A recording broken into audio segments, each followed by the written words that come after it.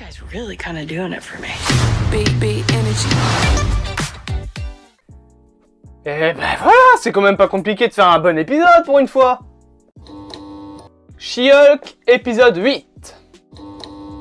Comme d'habitude, bien évidemment, si vous ne voulez pas être spoilé, bien que je pense que si vous avez traîné sur Twitter plus de 10 secondes, vous avez été spoilé, quittez cette vidéo immédiatement. Si vous nous quittez maintenant, abonnez-vous, partagez, likez et dites-moi, sans spoiler, votre avis dans les commentaires. Et nous, on est parti.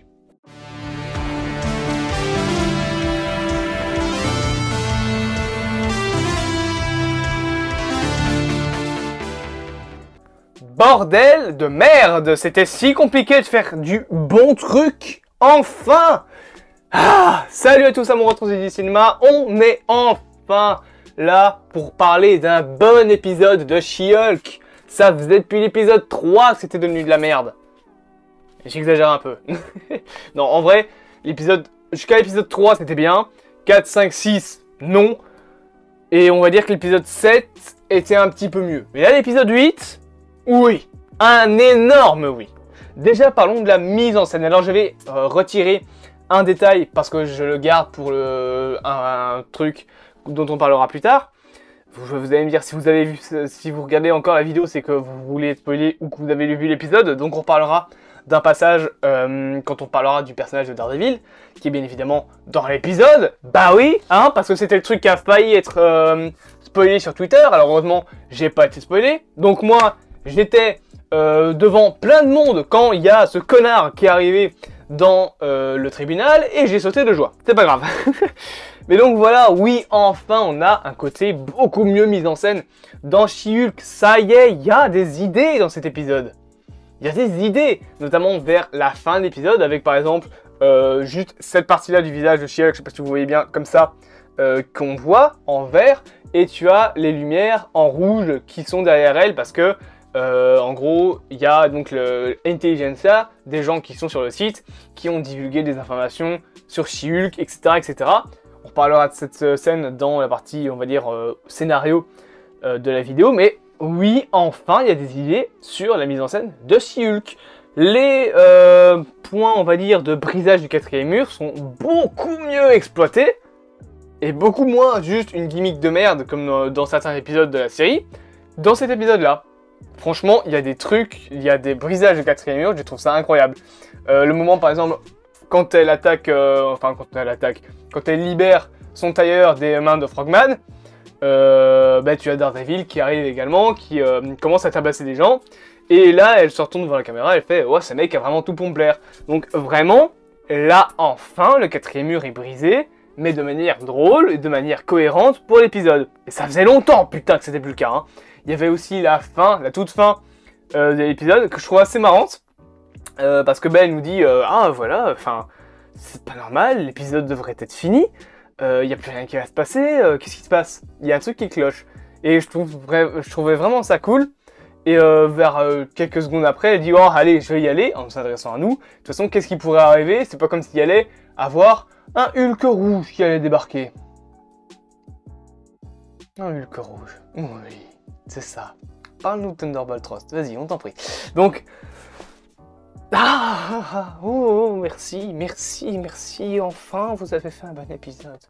Il suffisait que Daredevil arrive dans la série pour que ce soit bien. C'est quand même pas croyable, ça. On parlera du traitement de Daredevil, bien évidemment, après. Mais voilà, enfin, il y a des idées au niveau de la réalisation, au niveau de la mise en scène. Enfin, les brisages de quatrième mur sont utiles. Alors...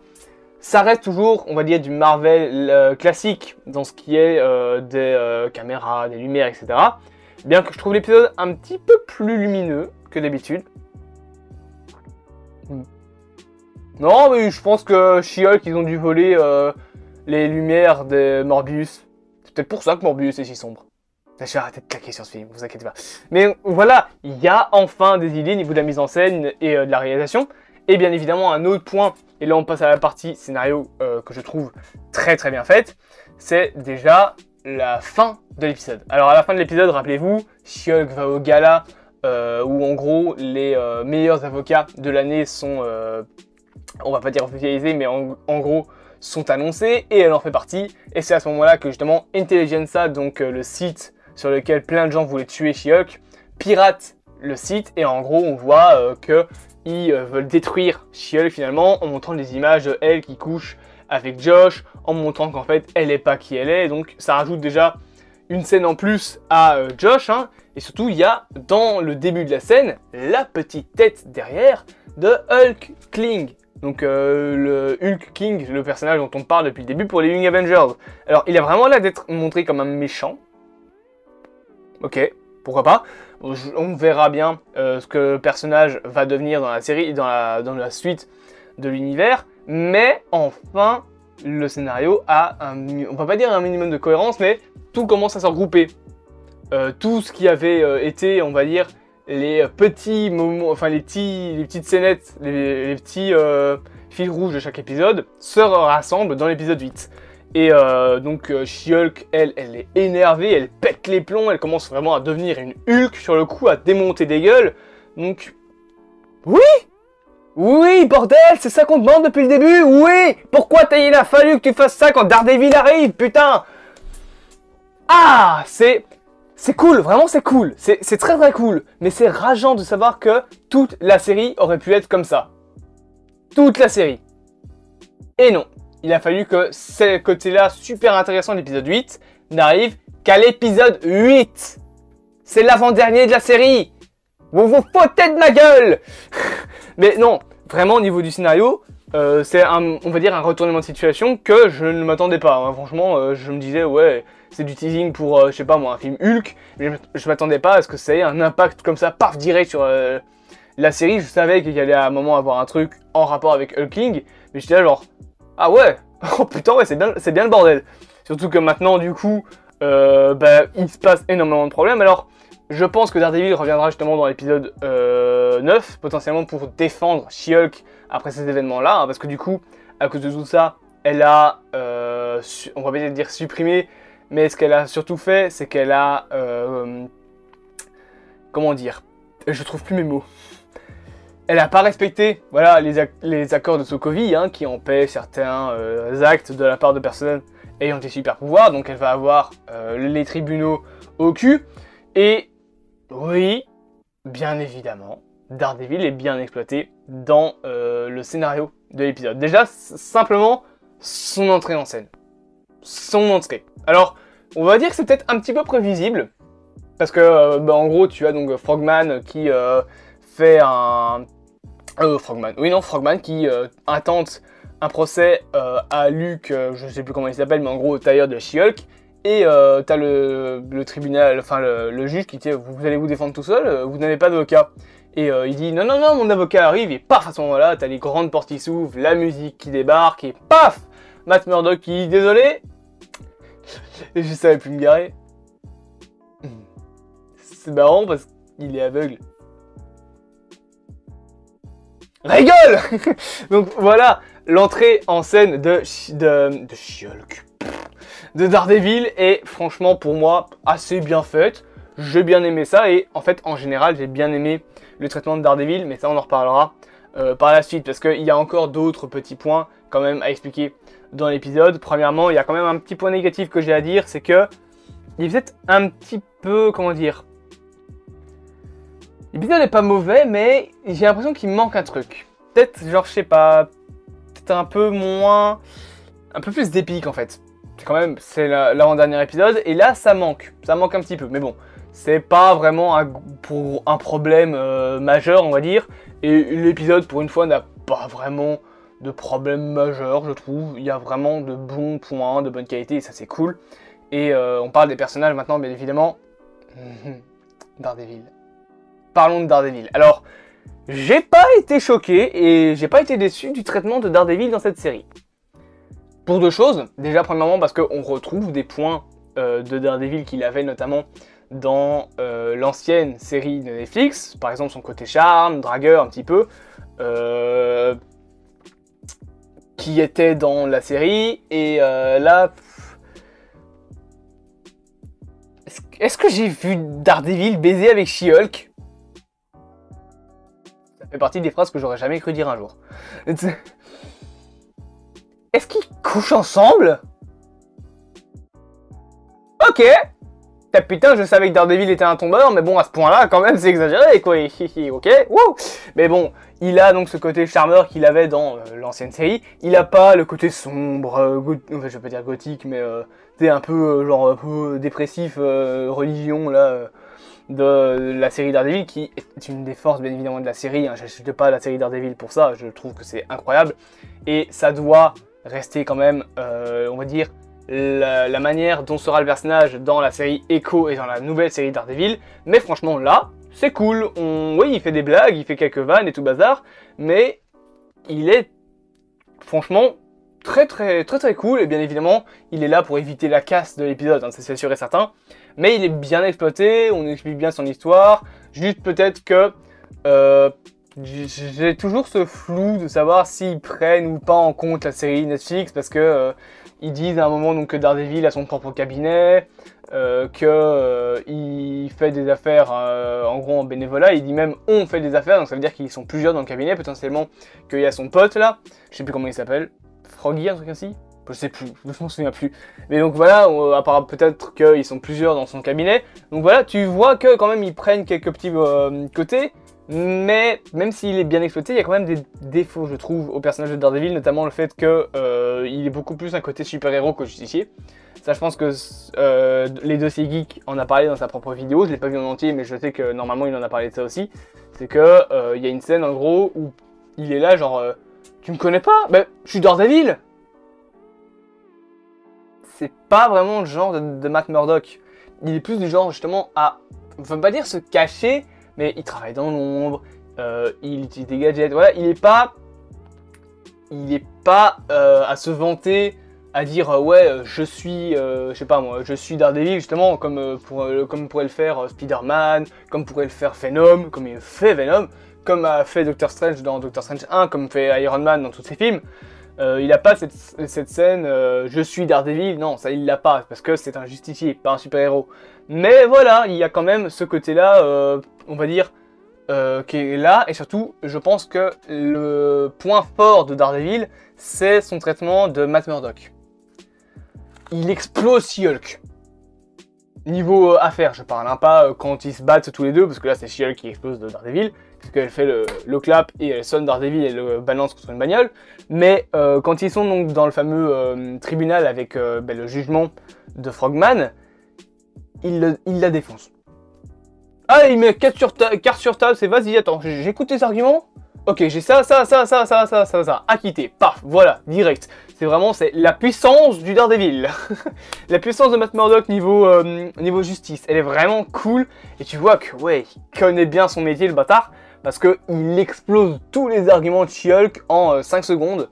Et au final, le tailleur est acquitté. Et voilà, c'est franchement un personnage que j'ai vraiment bien aimé. Pour le coup, je pense que même s'il n'est pas entièrement dans la série Daredevil, enfin comme il est dans la série Daredevil, je pense qu'il faut quand même se rappeler qu'il est dans la série She-Hulk. Si on te met dans la série She-Hulk un personnage super sombre et tout le bazar, ça aura aucun lien avec finalement l'ambiance principale de la série. Bien que j'en reviens toujours pas de savoir que She-Hulk a couché avec Daredevil, mais bref, passons. Autre point que je trouve intéressant, et surtout un point que j'ai peut-être à redire, c'est concernant le personnage de, c'est Leapfrog, ouais c'est Leapfrog, j'allais dire Frogman, mais absolument pas, non c'est Leapfrog. J'aime bien son costume, je le trouve classe, on va dire, enfin classe, c'est un costume de grenouille, hein, ne disons pas ce qui ne doit pas être dit, mais voilà, en tant que Leapfrog il est bien. Par contre, en tant qu'identité humaine, oh il est casse-couille. Oh il est casse-couille. Il est casse-couille parce que bah il est pas intéressant en fait. C'est un personnage banal qui est un petit peu pourri gâté, qui veut son costume, qui veut avoir raison et ah voilà. Voilà. En plus, il se fait démonter par le flair de Matt Murdock qui fait attendez une minute, vous avez mis quoi dans les chaussures? Oh bah de l'essence, bah, c'est pas ça qu'il fallait mettre. Paf, c'est toi qui as fait l'erreur, acquitté. Donc voilà, le personnage est pas mauvais, on va dire, il est pas incroyable non plus, c'est ça bien le problème. Par contre, il y a quand même des petits points à redire concernant la série. sais pas à redire genre en négatif, hein, c'est juste dont je veux parler, c'est les liens faits avec les autres, on va dire, franchises Marvel. On te parle de Hell's Kitchen et de New York pour Daredevil. D'ailleurs, je l'ai pas dit, mais Daredevil, niveau scène de combat, il y a pas mal de trucs qui sont franchement intéressants. Alors il y a la scène où il est dans le couloir, là, qui est tout bleu. Il est ainsi, ça fait penser un petit peu au plan séquence qu'il y a dans la série Daredevil. Bien que c'est pas mis jusqu'au bout, parce qu'après t'as She-Hulk qui tombe du toit. Mais voilà, il y a quand même ces scènes-là. Mais sinon, il y a d'autres allusions en fait au MCU, hein, comme dans les anciens épisodes, donc 1, 2, 3, et pas les autres, parce que les autres, bah voilà. C'est par exemple avec le personnage de Todd, le relou de service, qui dit ouais, j'ai fait mes études au Wakanda, Wakanda Forever, il est relou, mais bon, c'est le personnage qui fait ça, c'est un petit peu un comic relief, et il est là pour vraiment se faire rejeter par She-Hulk comme une vieille merde. Donc, voilà. Enfin un bon épisode de She-Hulk, il aura fallu attendre l'épisode 8 et l'arrivée de Daredevil pour que ce soit bien. Quand même incroyable, hein. Et le costume de Daredevil, franchement en jaune, bah, il est classe. Il est plutôt cool. Ouais. Alors je préfère le costume rouge, mais il est cool. Il est franchement cool. Super, super cool. Et je sais pas si on le reverra dans l'épisode 9, mais... Parce que normalement je pense qu'il est censé être revenu à New York. D'ailleurs... La scène où la dernière scène où on voit Daredevil, c'est un petit peu ridicule. C'est un plan, tu vois Daredevil passer avec ses bottes en main, il fait salut à une grand-mère. Et puis voilà, fin de Daredevil dans la série She-Hulk. Ok, génial, bon ben, je prends. En conclusion, parce que oui, c'est déjà fini, j'ai dit ce que j'avais à dire sur la série, enfin sur l'épisode.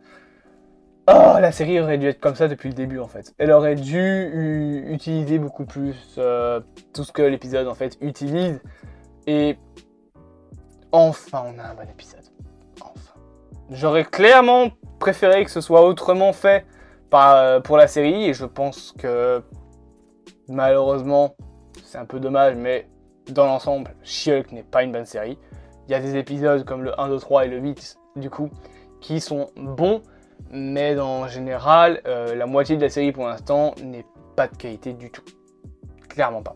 Donc voilà, ben, j'espère donc que cette petite critique vous aura plu. Moi oui, on se retrouve ce soir pour bien évidemment la réaction au trailer de Super Mario le film. Alors, sachez que comme c'est en Nintendo Direct, je ferai la réaction plus tard. Dans le sens où ben, je n'ai pas le matériel adéquat pour pouvoir faire un live, pour suivre le Nintendo Direct et faire la réaction.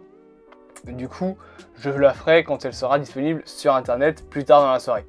Mais voilà, j'espère quand même qu'ils mettront en ligne par après et qu'on pourra faire la réaction. En attendant, bien évidemment, je vous propose de vous abonner, de partager, de liker, de commenter cette vidéo, de me dire en commentaire si vous avez aimé l'épisode ou pas. Moi, clairement oui, Daredevil, le GOAT, bien évidemment. Vous me connaissez du coup, maintenant je reprends mon clap, je vous dis à la semaine prochaine pour She-Hulk épisode 9, bien évidemment il y a d'autres vidéos qui sortiront avant, hein, ne vous inquiétez pas. Et sachez que potentiellement le futur épisode, donc 5 points positifs, 5 points négatifs sur Morbius, devrait sortir il me semble d'ici 2 semaines. Puisque ça fait 2 semaines je pense plus ou moins que l'épisode sur Resident Evil Welcome to Raccoon City est sorti. Bref, je vous dis à plus à mon retransmission du cinéma, passez une bonne journée et potentiellement du coup à ce soir.